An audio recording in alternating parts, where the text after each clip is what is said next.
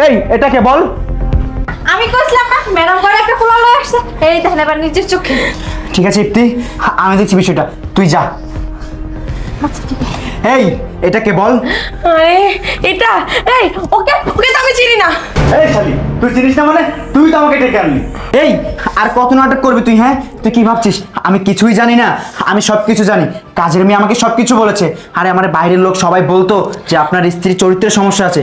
আমি ভাবছিলাম আজকে বাসায় এসে এই বিষয় নিয়ে তোর সাথে আমি কিছু কথা বলবো, কিন্তু দেখ ভাগ্যর কি নির্মম পরিহাস, আমি তোর সাথে এই বিষয় নিয়ে কথা বলার আগেই কাজের মেয়ে তোকে হাতে নাতে ধরে বাইরে থেকে দরজা আটকিয়ে দিয়েছে। আরে এই আমি তোকে কিসের কমতি রেখেছিলাম বল? তুই আমার থেকে যখন যেটা চাইতি আমি তখন তোকে সেটাই দিতাম। তুই আমাকে বলতি আশিক আজকে আমার এটা লাগবে ওটা লাগবে, আমি তোর কোন চাহিদাটা অপূর্ণ রাখছি বল? আজকে তুই আমার সাথে এমনটা করতে পারলি? আমার বিশ্বাস নিয়ে খেললি, আমার মন নিয়ে খেললি।